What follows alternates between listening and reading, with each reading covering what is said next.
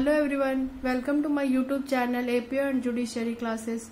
Friends, अगर आपको मेरा वीडियो अच्छा लगता हो तो प्लीज इसको लाइक, सब्सक्राइब और शेयर कीजिएगा। आज का जो हमारा टॉपिक है वो एविडेंस एक्ट के सेक्शन 30 से रिलेटेड है। सेक्शन 30 जो है वो को एक्यूज्ड के द्वारा किया गया कन्फेशन से रिलेटेड है। ठीक है, तो सबसे पहले हम लोग ये समझते हैं कि को एक्यूज्ड कहते किसे हैं।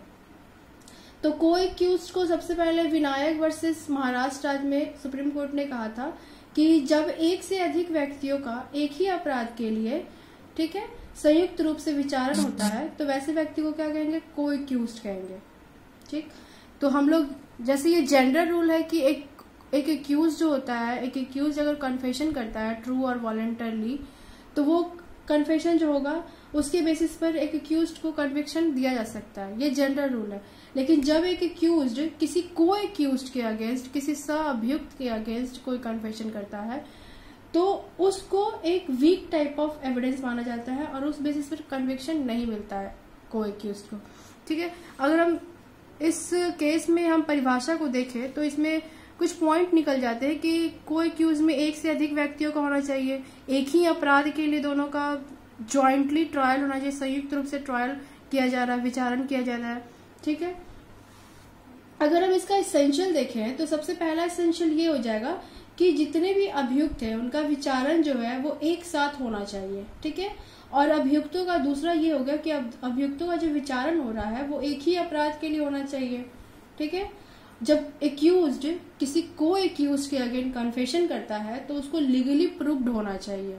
ठीक है, उसको प्रूव्ड होना चाहिए, कानूनी तौर पर उसको प्रूव्ड होना चाहिए उस कन्फेशन को। और एक चौथा पॉइंट आया था हमारा आर वर्सेस गणराज के केस में। इस मामले में न्यायालय ने ये कहा था कि जब कोई एक्यूज्ड किसी को एक्यूज्ड के अगेंस्ट कन्फेशन करता है तो जितना एलिगेशन वो एक को एक्यूज्ड पर लगाता है उतना ही एलिगेशन उसको स्वयं पर भी लगाना होगा। जितना दोष वो अपने सअभियुक्त पर लगाता है उतना ही दोष उसे अपने ऊपर भी लगाना होगा। ठीक है, तो ये चौथा पॉइंट हमारा आर वर्सेस गणराज के केस में आया। ठीक है, तो ये चार इसेंशियल हो गया। और इसेंशियल को फुलफिल करने के बाद भी जो न्यायालय है ऐसे कन्फेशन को रेलिवेंट मानेगा। ठीक है, रेलिवेंट मानेगा, लेकिन इस बेसिस पर किसी भी एक्यूज्ड को, किसी भी को एक्यूज्ड को सजा नहीं देगा। यह बात जो है Ramchandra versus state of UP में कहा था कि जब एक एक्यूज्ड किसी को एक्यूज्ड के अगेंस्ट कन्फेशन करता है तो उस कन्फेशन को न्यायालय कंसीडर करेगा न्यायालय, ठीक है, कोर्ट में। लेकिन उस बेसिस पर किसी भी को एक्यूज्ड को सजा नहीं दे सकता।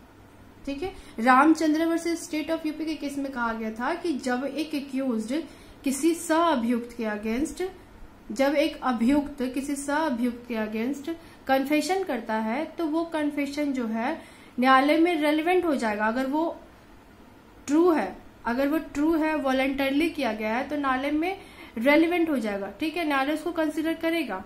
लेकिन उस बेसिस पर न्यायालय जो है एक सअभियुक्त को सजा नहीं देगा। ठीक है, क्यों नहीं देगा? क्योंकि अगर हम इसका एविडेंसरी वैल्यू देखें तो ऐसे साक्ष्य को वीक टाइप ऑफ साक्ष्य कहा जाता है। ठीक है, कमजोर साक्ष्य के रूप में इसे माना जाता है कि ऐसा हो सकता है कि कोई भी अभियुक्त अपने आप को बचाने के लिए अपने सअभियुक्त को फंसाएगा। ठीक है, कोई भी फंसाने वाला ऐसा कथन करेगा जिससे कि उसका सअभियुक्त जो है वो फंस जाए।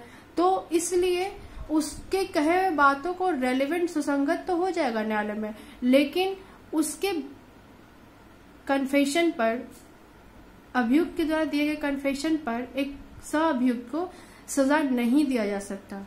भुगोनी साहू वर्सेस किंग एम्परर के मामले में भी प्रीवी काउंसिल ने सेम बात कही थी कि जब कोई एक्यूज किसी को एक्यूज के अगेंस्ट कन्फेशन करता है तो वो रेलिवेंट हो जाएगा न्यायालय में, न्यायालय उसको कंसीडर करेगा, लेकिन उस बेसिस पर किसी भी अभियुक्त को सजा नहीं दिया जा सकता है। ठीक है, इसको अगर हम यूज देखें तो इसको कोरोबोरेट किया जाएगा।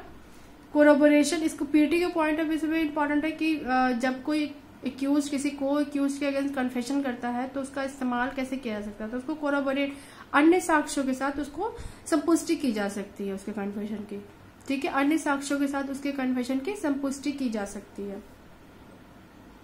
तो आज का जो हमारा टॉपिक था को एक्यूज्ड, आई होप आपको समझ में आ गया होगा। तो प्लीज मेरे वीडियो को लाइक कीजिएगा। Thank you so much.